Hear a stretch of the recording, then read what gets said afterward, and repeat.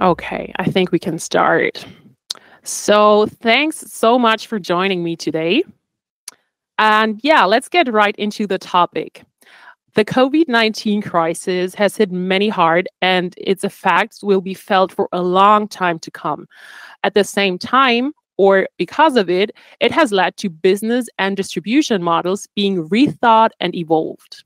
So, today I will discuss what best practices and key learnings have resulted, especially for online retailers. But before digging deeper, I would like to share some information about FactFinder as well as about myself. FactFinder is the leading search and navigation solution in Europe and has already been integrated into over 1,800 online shops. We have about 20 years of e commerce experience and serve customers worldwide.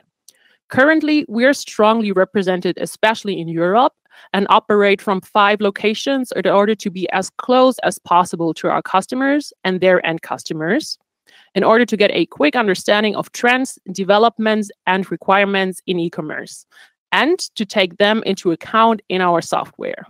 Our main location is Pforzheim in Germany, and this is also where I am based. My name is Sam, and I have been working as an e-commerce consultant at FactFinder for 2.5 years now.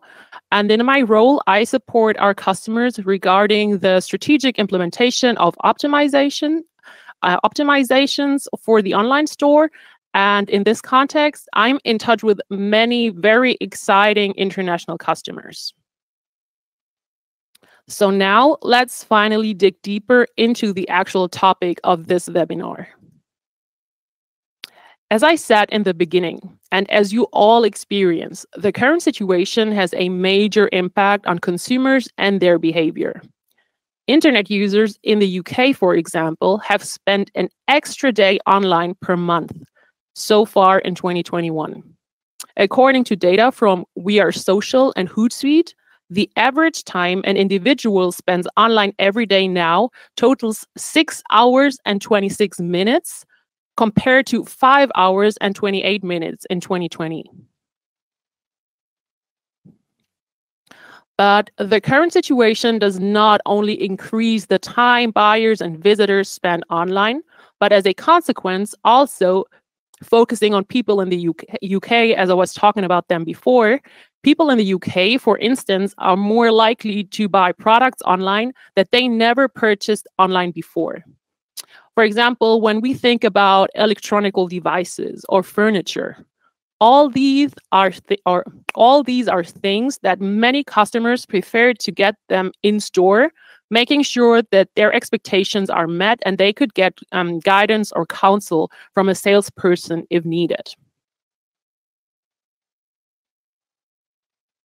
And so, if we take a closer look into the spending behavior, shopping online shifted from a monthly to a weekly habit. So online shopping is here to stay. This is why optimization is necessary, since the majority of people plans on buying online in the future.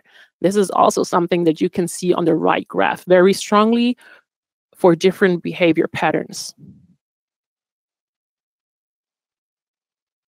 Except of altered consumer and spending behavior, I would also want to take a quick look on shopping priorities.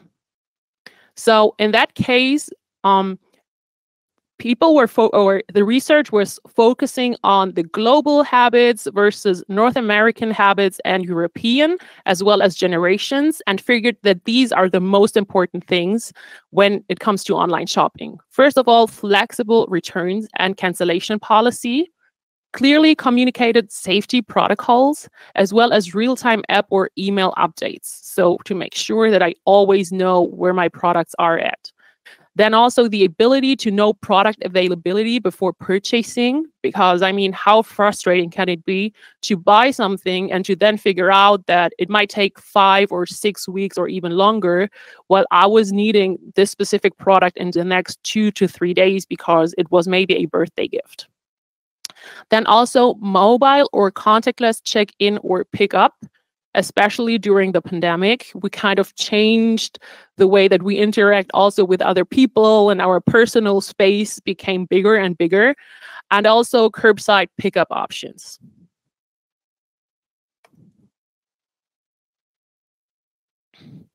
And so now, if we take into consideration the area of grocery shopping, here we can see how big of a change it was just for this specific area, very general and across industries. So you can see how the behavior changed from 2017 over 2018, 19, and then peaked in 2020. And still, we're on this very high amount of people shopping groceries online. So how to deal with these increasing numbers and hence the larger amount of customers in online shops currently, because this is something that was quite overwhelming in the past year, especially also now, as far as I know from my customers. So as the number of visitors increases, so do the requirements, and the target group may become much more heterogeneous than originally. And with increasing complexity, especially if you do not expect it to this extent, there's also more potential for errors. And it is exactly these that I would like to discuss in more detail. The first aspect is the store traffic. The actual pain many online shops face is that the increased traffic in the online store is not monetized. This means that I, as an online retailer, for example, do not manage to convert the increasing number of store visitors into paying customers and thus miss out on significant revenue. But the effects are not only monetary. In addition, online shops may miss out on the opportunity to expand their existing customer base, what may result in a loss of long-term potential, and miss out on the opportunity to translate this traffic into a long-term growth strategy. So we miss out on an expansion with a larger and a new customer base because we just neglect them by not considering them. So this is a potential that should be fully exploited.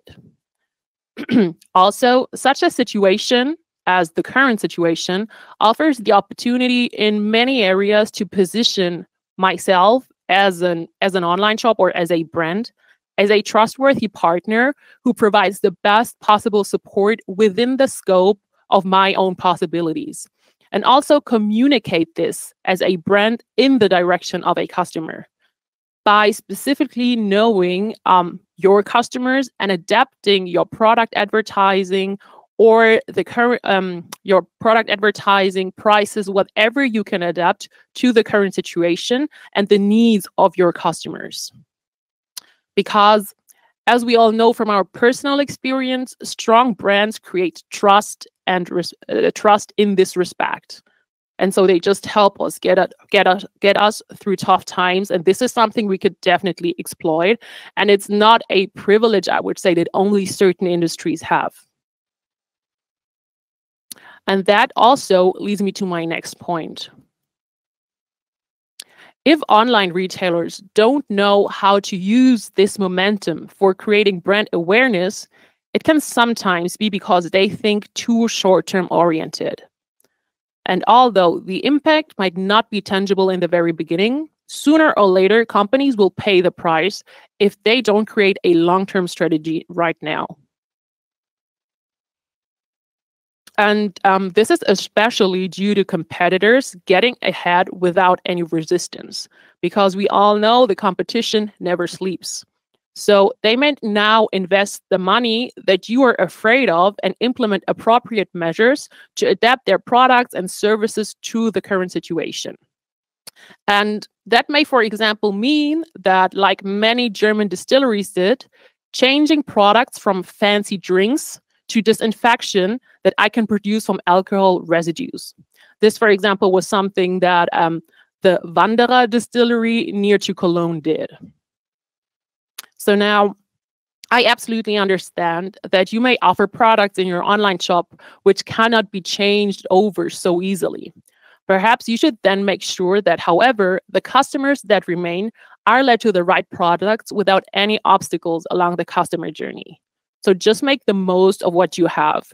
Because I think one thing that we saw very clearly are the companies that now took the money and took the initiative, and whatever their product assortment were, just changed something about their strategy and still could rely on their customer base that they already had before, and even make the bond between their brand and their customers stronger. And the best way to do that is to provide valuable support in the online store. So if you don't have a product that you can alter, or don't offer products that you can alter, or they're not 100% feasible to help in the current situation, then create a strong bond by supporting your customers in the customer journey. Because this is something that is actually often forgotten in online shops, because they just set up an online shop, they think that the processes run smoothly, and this is where the work stops. But it should not. So even before the pandemic, this was a huge topic in my work, but many retailers didn't see the need and still don't see the need for it, because they always said that customers could still go to a brick and mortar store if they needed advice. But what do most customers do now when there is no longer an option like that, and they just can get suitable advice in the online shop? In the worst case, customers will buy less due to a lack of knowledge, resulting in uncertainty, or switch to a more prepared competitor of yours who is able to help and support the customer in a better way. So in the worst case, they end up not buying anything at all, or even worse, buy from your competitor and become a long-term customer of your competitor. And quite frankly, providing some sort of support is not that difficult, especially if you have more complex technical products or a large assortment in a subject area. All the information you need here is usually available from the call center or service desk, but you have to be willing to use it accordingly and implement it in the online store. So what I mean by that, you can be a business that grew from a brick and mortar store, or you might have an online shop. Either way, there is some knowledge about customer behavior. And one thing that many companies lack is to take this information that they have based on customer behavior, such as which questions are frequently asked by your customers, which products need a lot of support. All this is knowledge that can be implemented to an online shop via various support functions. However, this lack of advice is not the only thing that a store operator may miss out on. Possibly, one does not recognize the fundamental uncertainty and indecisiveness of its customers regarding the purchase decision, simply because one does not deal with it sufficiently, or has not comprehended for a long time from the view of the final customer the way in which the own customer journey is experienced in the online shop. So this is a topic I also encounter quite often. So the online shop is set up, and now category managers and the people responsible for the online shop, they know their online shop perfectly well. But what they forget is to put themselves in the shoes of a customer, or even a new customer that has never been to the online shop before, and navigate through it. And this is where you get an understanding if the categories, your product assortment, and everything you offer, and in the way that you present it, are that helpful and understandable to your customer as you assume. So if you don't recognize this need and put it into practice, customers may end up buying from the competition, as I already said. And I'm not talking about massive changes and a complete rebuild of the store, but if a store owner doesn't do anything and my competitor already offers a minimum added value in comparison to me, then that's what separates and differentiates us from each other. And if you, as the store manager or in an important role, already recognize that there's a minor difference and a minor benefit in your competitor's online shop, then it's quite obvious that your customers will also recognize this benefit.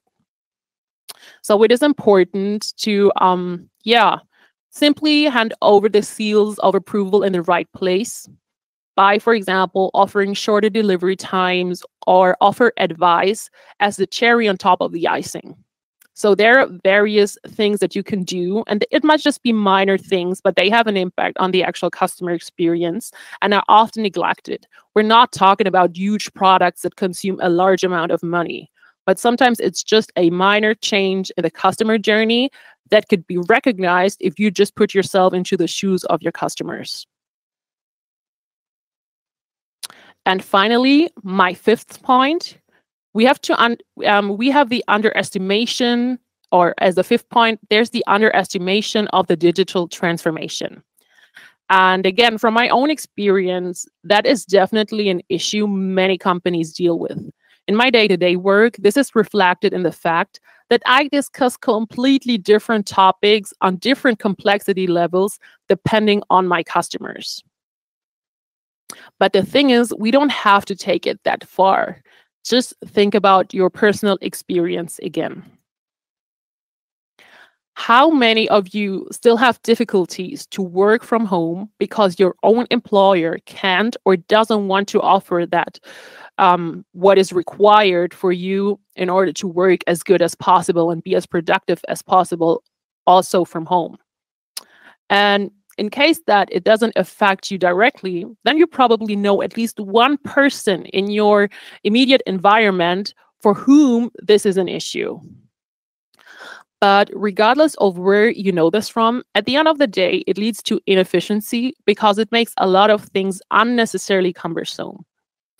If I'm not able to work digitally these days, and this, of course, will have an impact on the end customer who doesn't get the time and the support that is actually required because of inefficient processes.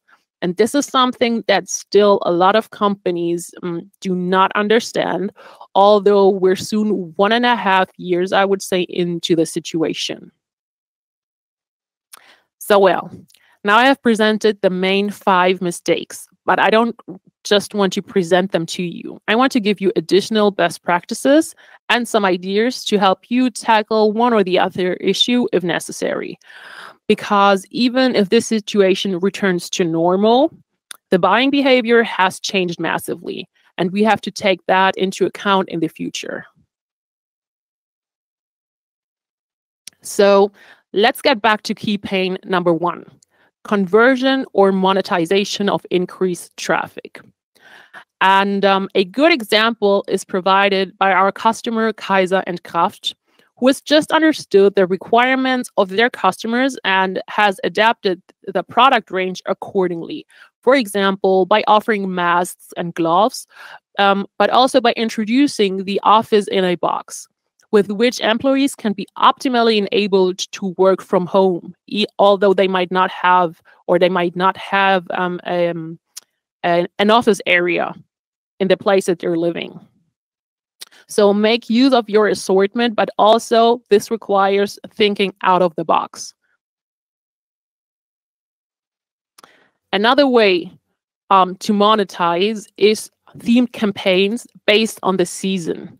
So you can make content depending on the season, leading your customer to the right products, because this is something that I think is pretty easy. Summer is coming up. So if you're in the furniture of do-it-yourself, like Obi, for example, or living like Rocket and St. George, then just adapt to the season because people are likely to buy things or furniture for the summer. It's just a minor thing. It's just an image with a link.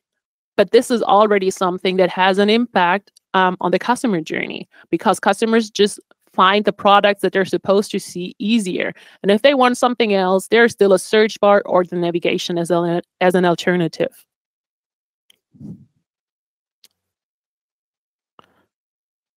Oh, sorry. Another way to bridge the gap and convert and monetize higher traffic is to go beyond basic recommendations. and to lead your customers by offering cross-selling and upselling options. So don't go with the basic recommendations, but this is, for example, something that I already saw in several stores we work with that are focused on men as target group for fashion. And they figured that men that visit their online shops most of the times act very different to women. Women like to be inspired, take their time when shopping, versus men in that case tend to be more efficient. And so they decided to not only show different jackets if a customer is looking for a jacket, but also propose entire outfits, because in their specific case, usually customers came onto the web shop when they needed an entire outfit. And so I can easily recommend an entire outfit and make it quite easy for men and just help them. It's just in that specific case. There are many men that know a lot about fashion, but it's just a nice thing to help customers that are in need. Other customers that don't need these recommendations can just go on searching whatever they want to search for. Or another example, and the last example for bridging the gap, is shown by an online pharmacy, which recognized that customers, when they're in a pharmacy, usually mention their symptoms, but not a specific medicine. So in this case, customers would always buy or look for sinus infection, so the actual disease. And the products that came were helpful. However, they found out that when shopping in a pharmacy, people tend or are more likely to buy products they already know from early childhood, because they tend to think that these are most effective. And so they just changed their ranking by pushing the products that are bought the most in on-store or in-store pharmacies. In that case, it was Sinupret, the label Sinupret, and they could increase their revenue by 20% just by reordering or reassorting the products that were shown to customers when they entered a specific symptom into the search bar. Then another possibility to work on the second topic is long-term thinking by becoming top of mind in an online shop. And one brand that did that quite successfully is Jumbo. Jumbo is a well-known DIY store from Switzerland and does not push other brands. They only have their own brand that they offer. However, DIY has become a big topic, especially during the pandemic, where people have a lot of time and they invested in, upgrading their home, I would say.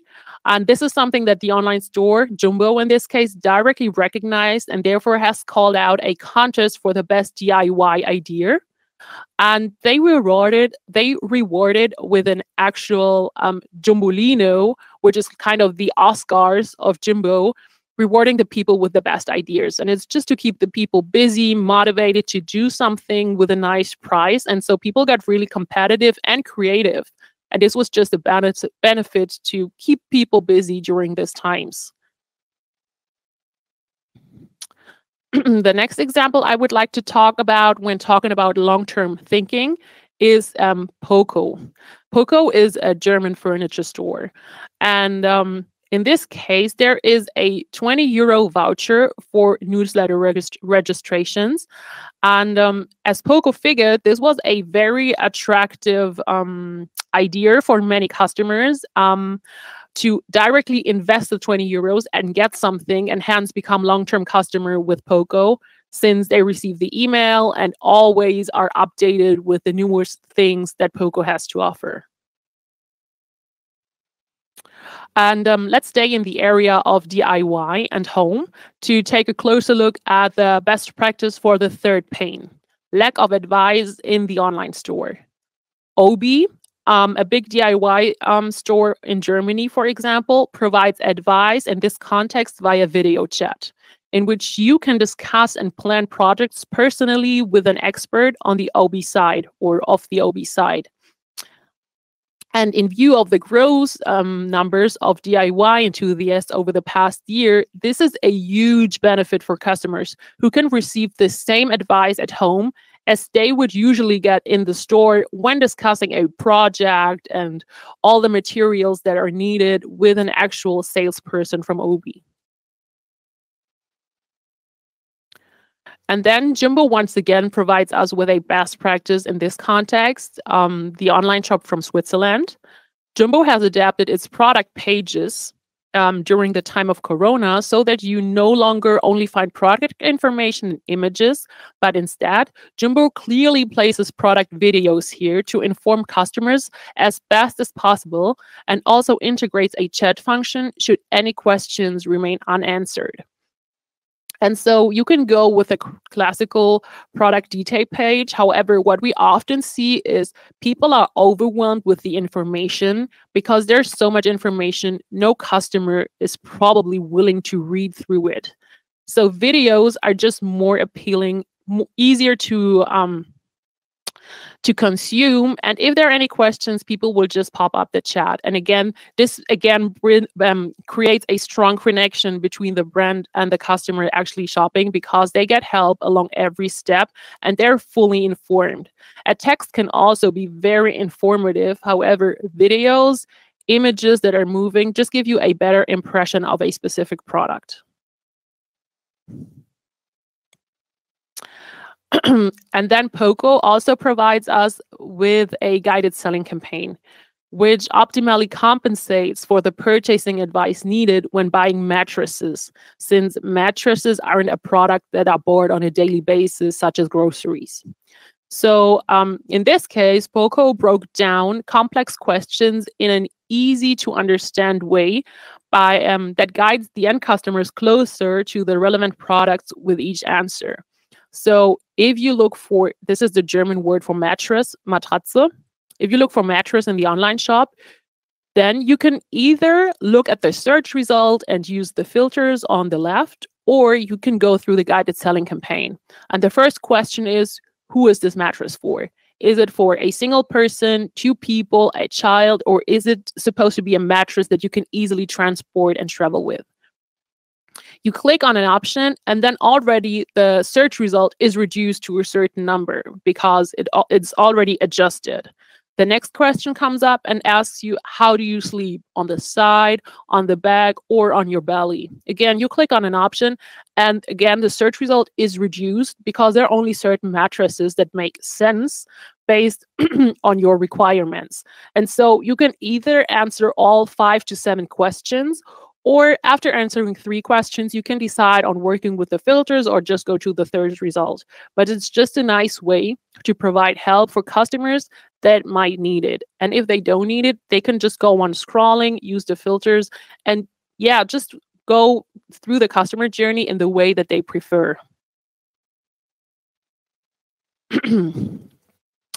Then another option for compensating missed opportunities for assistance is by supporting online with interactive solutions. So turn your online shop into a skilled consultant. And this is something that Obi did.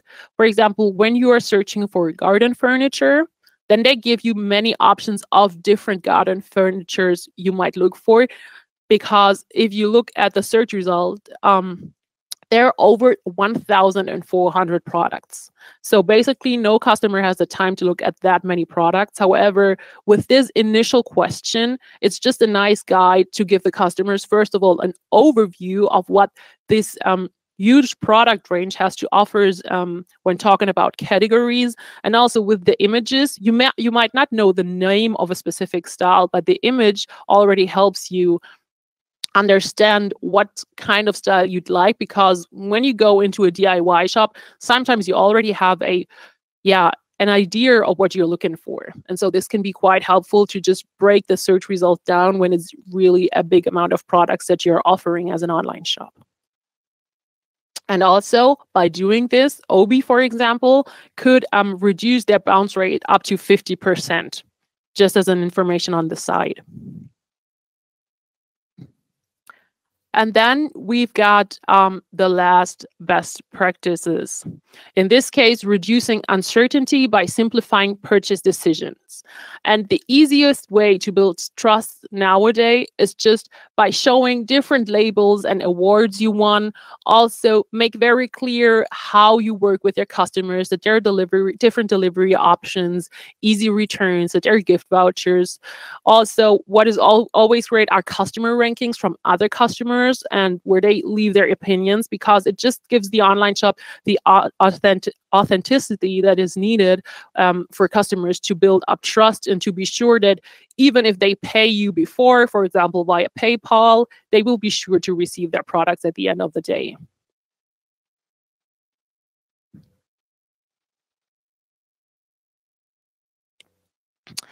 And then last but not least, we have the fifth point, excuse me, the issue of digitization in companies. And when it comes to that, I have to say that it is still not too late to invest in digital sales channels. So do so and meet your customers on the channels which are currently used by them. Unfortunately, it is now no longer the case that customers find one as the choice is highly visible and competitors offer their products on a global base. However, now you can, of course, change whatever you like, and you also have more opportunities since we're in this changing time. So this is not a banality, but we're talking about a strategic business orientation that should be thought through, planned, and executed with appropriate care. So if you want to digitize your business, think about it properly and also look at all the best practices that already do exist. Which examples do you really appreciate, and where do you think that there's room for improvement that you can implement into your online shop? So invest in digital project units and at best, dovetail online and offline channels. They have already accumulated so much knowledge about the offline business that you can use it perfectly online. And if it's and there are also various options. So you might say that you're not able to offer your products on a huge scale online. So what about click and collect if you already got a store in town? Since this will help you faster get into market and offer your products to customers, even if stores are supposed to be closed currently.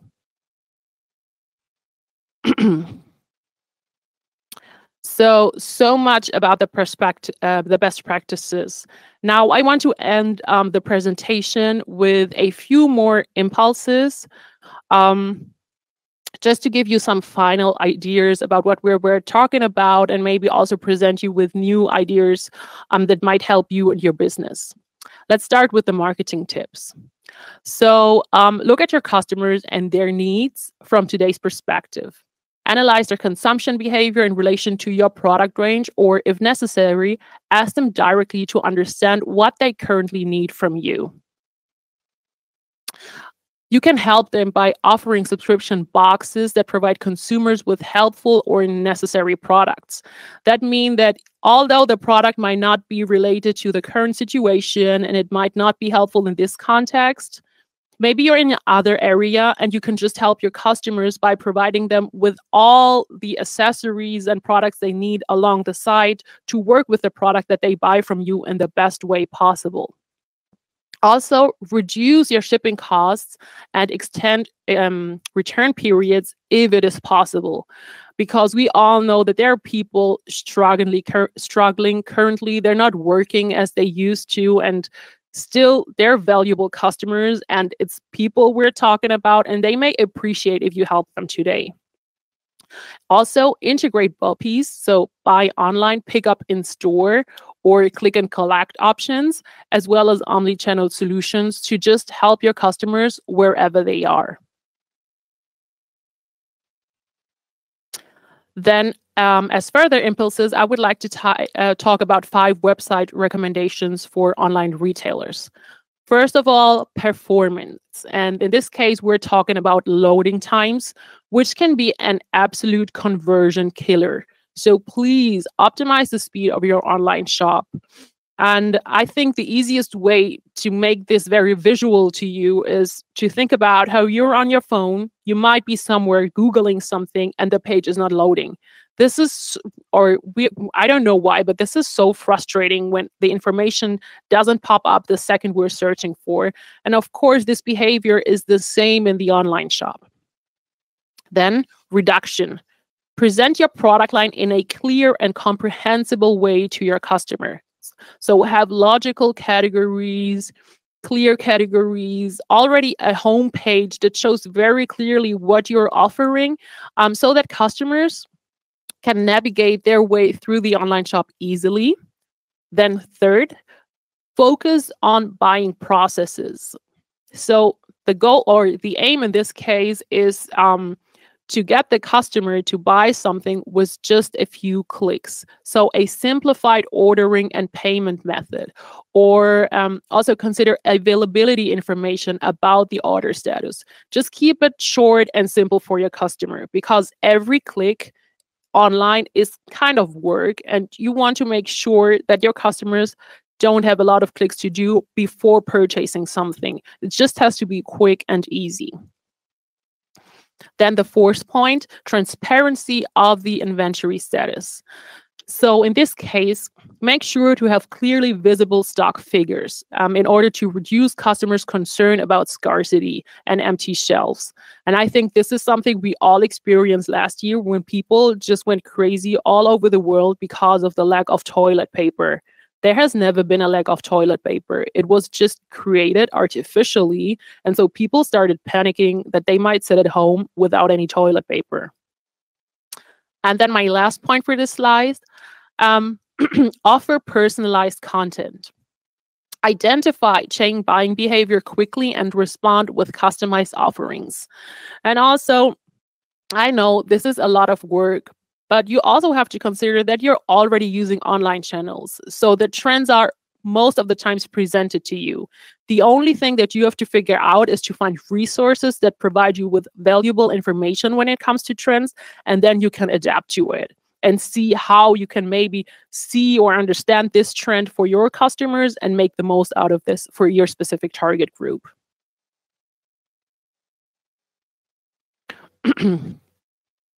And then, my final impulse, I would say, the customer journey starts on the internet. And by saying that, I mean consumers increasingly obtain information about products online since the start of the pandemic. I mean, this has always been the case, but it really increased in the pandemic since online kind of became in a lot of areas became the one channel that we have to buy things. So we also inform ourselves there since we don't have any possibilities to go into stores. And in that case, Google and YouTube are super important sources for gathering information about products. So go where your customers are. Maybe if you have products that need some explanation, create some nice tutorials that create an emotional connection to your customers. Then consumers are open to new offers, especially when we talk in terms of brands, platforms, and supplies. And more important than being the cheapest offer is the immediate availability of goods. So this is also something that you should consider. So being the cheapest is not always the way to go. For example, if I know that I might do something nice in 2 days and there is a specific pair of sneakers that I want to wear, I will totally be okay with paying 10 euros more or 15 euros more versus receiving the same pair of sneakers in 2 weeks when the occasion is already gone. And then we've got the silver surfers. They're becoming more and more online savvy. And when talking about silver surfers, we talk about adults that are over 55 years. And they are particularly open to new retailers and brands and receptive to advertising. So in this case, there was an example of a purchase that was initiated directly by an advertising. And this was measured, and it led up to 14% of respondents in this age group. So they're very into advertising and the way that you address them versus maybe generation X or Y that thinks that they know everything and just go online and compare your product to others. So if you address your target group in the right way, and you also know who your target group consists of, then you can do a lot when talking about your products and getting them to people.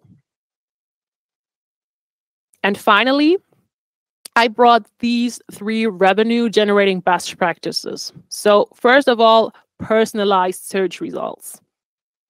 So having a good search result is one thing. However, if I get the feeling that the products that are shown to me preferably are from the label that I like a lot and they're all available in my size and in my price range, then this is always better than having to scroll to page 2, 3, or 4 in order to see the products that are actually relevant for me. And I think the easiest example to make that tangible is thinking about Google. So when you go into a Google search, when was the last time that you went on looking for results on page looking on page 2, 3, or 4? Probably most of the time, like a majority of people, you're just stuck on page 1. So this page number 1 is super important because, again, the Google behavior is something that people directly transport into the online shop. Then secondly, suggestions. Search suggestions in the search bar that provide a condensed insight into the online shop assortment. So I know that a lot of retailers nowadays don't put any effort anymore into the suggest. However, focusing on the target group that for many online shops expanded because there are different age groups and whatsoever, it might be helpful to have a little window at the beginning of the customer journey that gives your customer an idea of what you offer in relation to the specific term that they just entered into the search bar. They might even find a product that already fits their needs and that they were looking for just because you offered it to them in the suggest. And again, this is something that that shortens the customer journey. And it's something that we want to achieve since we want to keep it simple, fast, and easy. And then last but not least, shoppable content. In this case, I'm talking about recipes, for example. So an entire recipe with all the ingredients already mentioned in a way that I can maybe just hover over a word with the mouse in order to put it into the shopping basket. Or also guides for laying tiles at Obi, as Obi does it. So there are guides on how to lay tiles, already mentioning all the products that customers would need to lay tiles perfectly. And so it's just an easy way to connect content, which we heavily rely on since we can't go to the store currently, with your product assortment, and just get this little more of a benefit for your customer and the customer experience. So thank everyone so much for your attention and your time today. I hope that there were some insights that might help you in the long run. And if we can help you, please feel free to request a free personalized demo with FactFinder today. And yeah, if there are any questions, I'd be happy to answer you.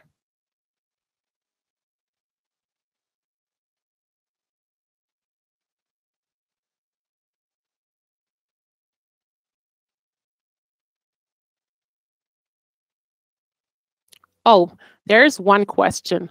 The question is if guided selling is needed if there's a chat function in the online store. I would say that guided selling is definitely needed if there's a chat, although there's a chat function in the online store, because for me, these are two completely different things. Guided selling means that I'm really guiding my customer through a large or complex product assortment, versus the chat is a kind of a help that I have at any moment, and it's not connected to any specific topics. And so I can already reduce the work of my help desk employees and so on if I have a guided selling campaign that is set up smoothly and really helps customers see the products that are actually relevant to them. I hope that answers the question.